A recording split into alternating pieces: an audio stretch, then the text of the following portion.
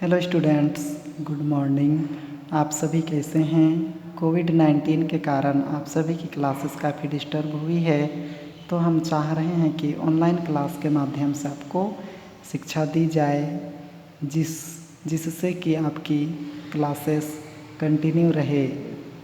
तो बच्चों, आज के इस ऑनलाइन क्लास में हम क्लास 7th के मैथमेटिक्स बुक के बारे में डिस्कस करने जा रहे हैं। तो बच्चों, आपके इस मैथमेटिक्स बुक में देखते हैं टोटल पाठ की संख्या 18 है।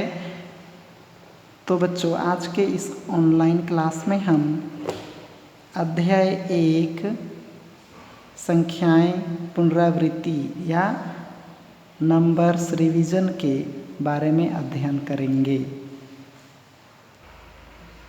तो बच्चों, देखते हैं अध्याय 1 संख्याएं पुनरावृत्ति या नंबर्स रिवीजन। तो इसमें हम जैसे क्लास 6 में हम सभी प्राकृत संख्या, पूर्ण संख्या, पूर्णांक संख्या और भिन्न के बारे में पढ़ चुके हैं बच्चों। तो 7th में भी एक बार पुनः रिवीजन कर लेते हैं।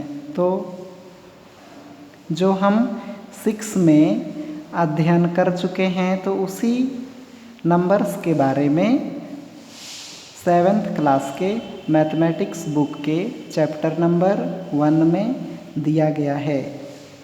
तो इसीलिए इसका नाम है संख्याएं पुनरावृत्ति या नंबर्स रिवीजन। तो बच्चों, हम देखते हैं पहला नंबर आते हैं प्राकृत संख्याएं। तो प्राकृत संख्याओं के बारे में गत वर्ष हमने विस्तार पूर्वक अध्ययन किए थे।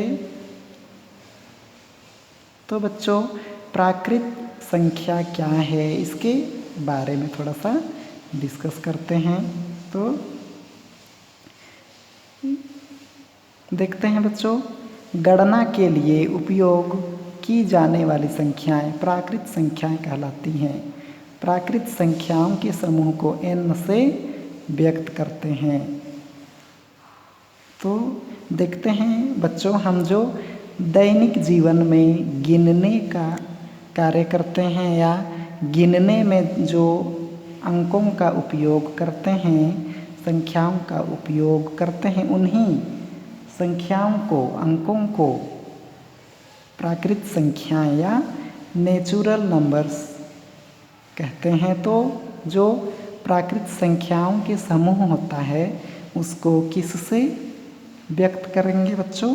तो देखते हैं हम कि प्राकृत संख्याओं के समूह को n से व्यक्त करते हैं। अर्थात बच्चों, प्राकृत संख्या 1 से स्टार्ट होता है, तो इसीलिए प्राकृत संख्या या नेचुरल नंबर इक्वल 1, 2, 3, 4, 5 है। तो बच्चों, देखते हैं प्राकृत संख्याएं 1 से स्टार्ट होकर के अनंत तक बढ़ते हैं। अगले क्रम में हम देखते हैं बच्चों, प्राकृत संख्याएं को प्राकृत संख्याओं में हम अगली प्राकृत संख्याएं किस प्रकार से ज्ञात करते हैं, उसके बारे में देखते हैं। तो बच्चों, हम देख रहे हैं कि किसी भी प्राकृत संख्या में हम अगली प्राकृत संख्या किस प्रकार प्राप्त कर सकते हैं या करते हैं। तो किसी प्राकृत संख्या में 1 जोड़कर अगली प्राकृत संख्या प्राप्त करते हैं। तो स्टूडेंट, उदाहरण के लिए जैसे कोई अंक है हमारे पास 9 है, तो इसको हम इसमें किस प्रकार अगली प्राकृत संख्या लाते हैं, प्राप्त करते हैं, तो उसको देखते हैं। तो स्टूडेंट, इसमें जो हमारे पास 9 है तो इसमें 1 जोड़ देंगे तो 9 प्लस 1, तो देखते हैं 9 प्लस 1 जोड़े तो इक्वल हमारे पास क्या प्राप्त हो जाएगा बच्चों? 10 प्राप्त हो जाएगा। तो इसी प्रकार जो प्राकृत संख्याएं होंगे, अंक होंगे, उनको हम प्राप्त कर सकते हैं। तो जो 1 प्लस करते हैं, जोड़ते हैं, उसको गणित की भाषाओं में बोलेंगे परवर्ती संख्या। फर्स्ट नंबर पे देखते हैं बच्चों हम लोग परवर्ती संख्या।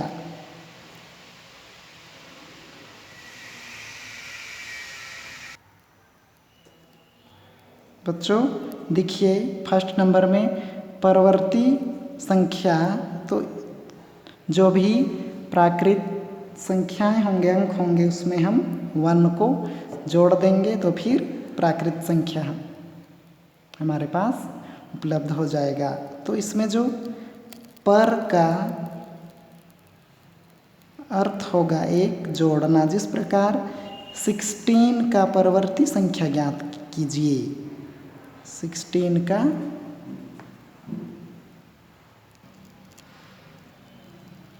तो स्टूडेंट देखिए 16 का परवर्ती संख्या, परवर्ती मीन्स उसमें 1 प्लस कर देना है, जोड़ देना है। तो देखिए 16 प्लस 1 करेंगे तो 17 प्राप्त हो जाएगा। अर्थात ये जो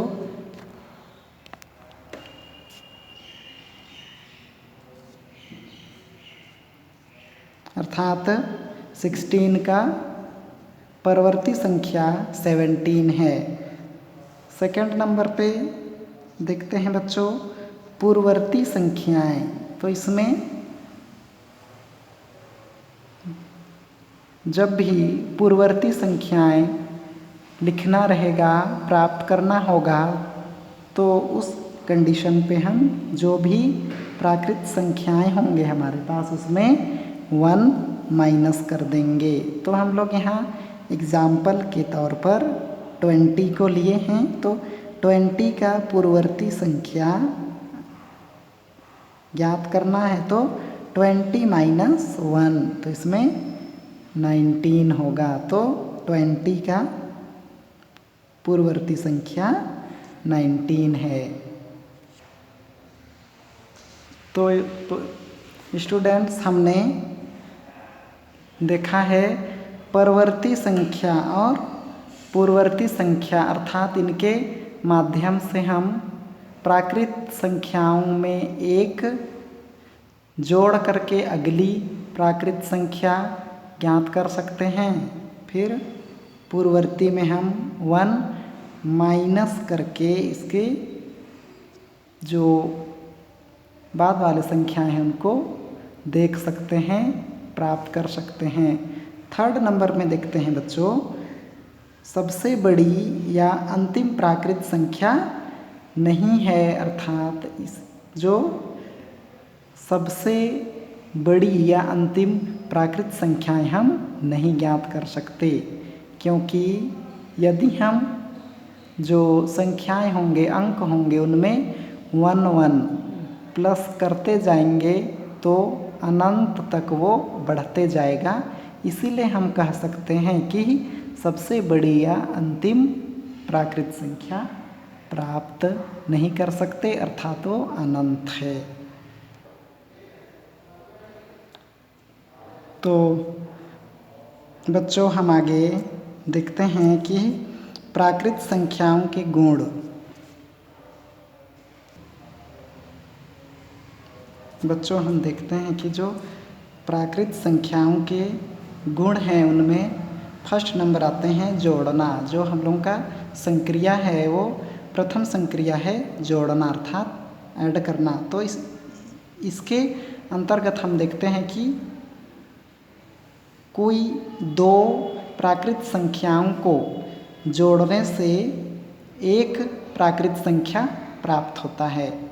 कोई भी दो प्राकृत संख्याओं को जोड़ने से एक प्राकृत संख्या प्राप्त होता है। तो उदाहरण के लिए देखिए 6 + 6 = 12।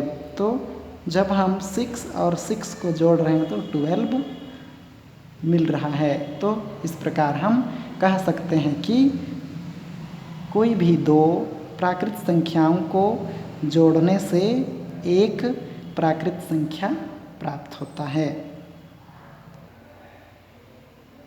बच्चों आगे हम देख रहे हैं सेकंड नंबर में घटाना। तो बच्चों देखते हैं कि जो संक्रिया है घटाना, उसमें भी हम दो प्राकृत संख्याओं को आपस में घटाते हैं तो उनमें भी एक प्राकृत संख्या प्राप्त होता है। तो इसमें उदाहरण के लिए देखिए 8 - 5 = 3। तो इसमें भी हम दो प्राकृत संख्याओं को घटा रहे हैं तो हमारे पास एक प्राकृत संख्या मिल रहा है। बच्चों आगे देखिए तीसरे नंबर पे, तो हम देखते हैं इसमें किसी भी क्रम में हम प्राकृत संख्याओं को जोड़ सकते हैं। तो जो जोड़ने का नियम है, किसी भी क्रम में जोड़ते हैं उसको हम बोलते हैं क्रम विनिमय नियम। तो जो नियम नंबर 3 है इसको हम लोग दूसरे शब्दों में क्रम विनिमय नियम भी कहते हैं। तो इसमें हम जो क्रम है उसको बदल करके भी जोड़ सकते हैं। तो जिस प्रकार देखते हैं हम उदाहरण के लिए 5 + 3 = 8, या तो इसी को हम लिख सकते हैं 3 + 5 = 8। तो इसमें दोनों ही कंडीशन में हमारा जो रिजल्ट है वो सेम प्राप्त हो रहा है। तो जो नियम नंबर 3 है इसको क्रम विनिमय नियम के नाम से भी जानते हैं। तो स्टूडेंट देखिए आगे 4th नंबर में प्राकृत संख्याओं को किसी भी क्रम में गुणा कर सकते हैं। तो जो प्राकृत संख्याएं हैं उनको किसी भी क्रम में हम मल्टीप्लाई कर सकते हैं। तो इसको सहचार्य नियम के नाम से जानते हैं। जो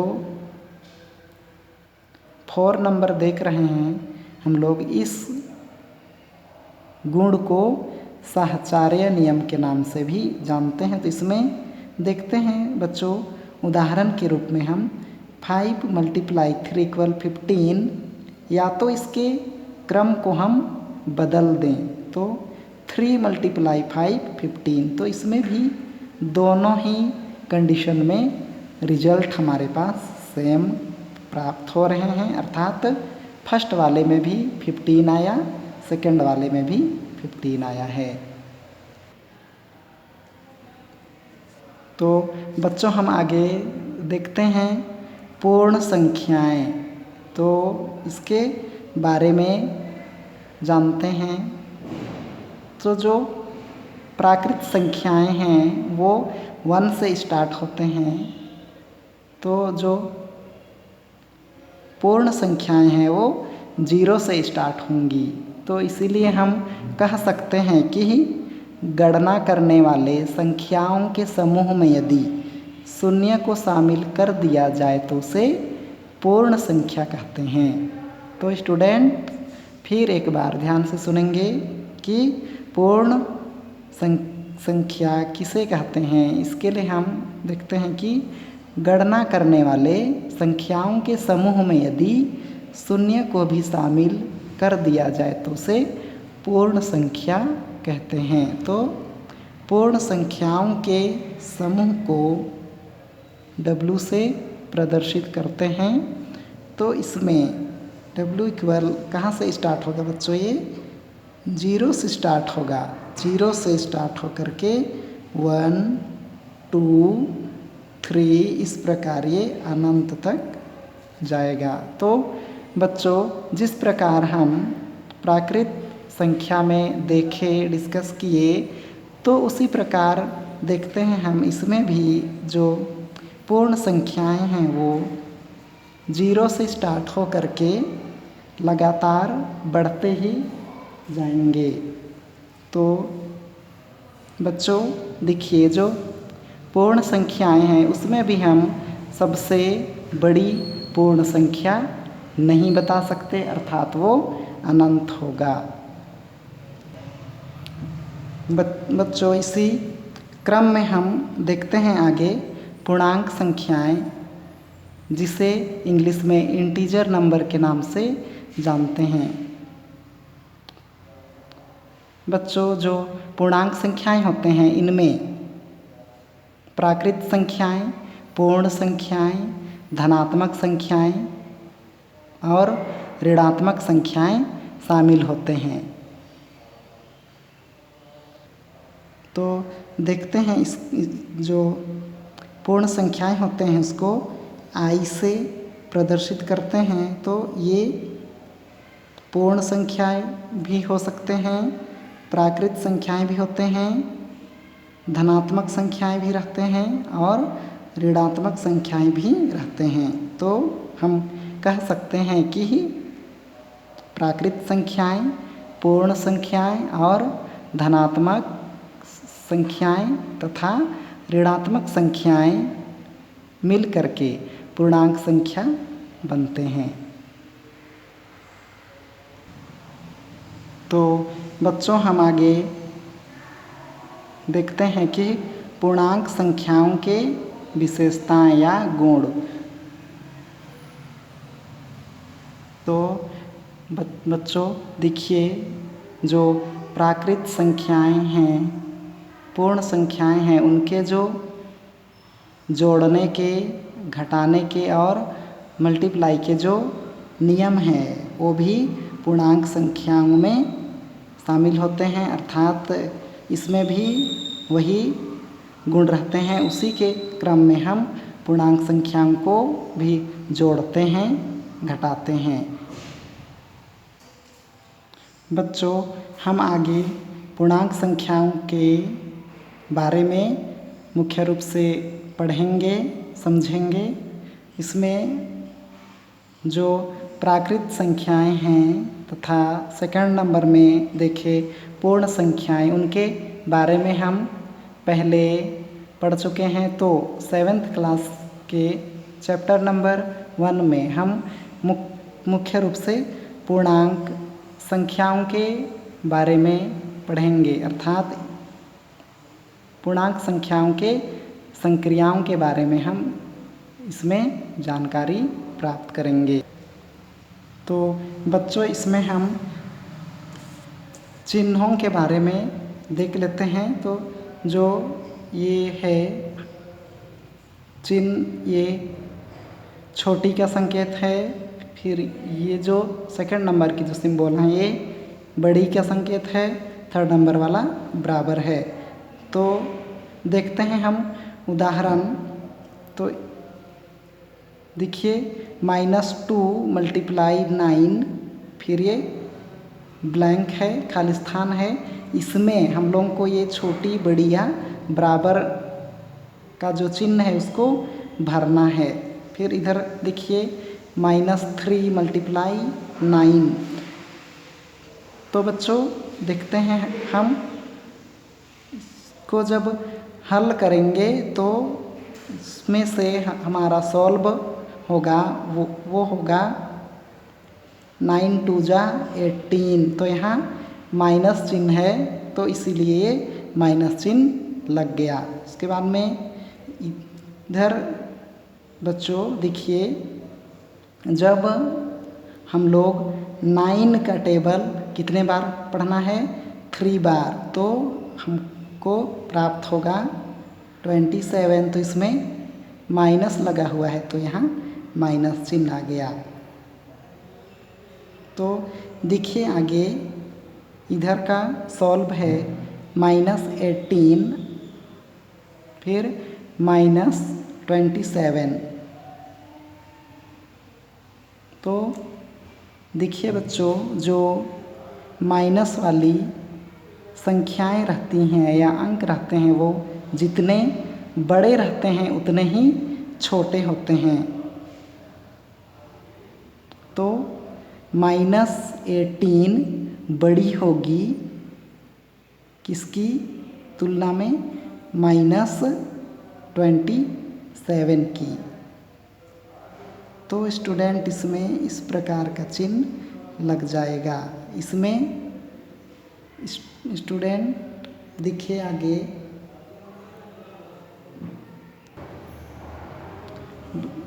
बच्चों आगे देखिए, आपके पास ये होमवर्क है। इसमें देखिए क्वेश्चन नंबर 1, चिन्ह छोटा बढ़ाया बराबर से रिक्त स्थानों को भरिए। तो इसमें क्वेश्चन नंबर फर्स्ट में 4 × 9 ब्लैंक -2 × 9 × -2। सेकंड नंबर देखिए 2 × -6 × 0 ब्लैंक -3 × 4। तो इसको सॉल्व करना है। उसके बाद में जो उपयुक्त चिन्ह है छोटा बढ़ाया बराबर उसको रिक्त स्थान में भरना है। ओके बच्चे, बाय।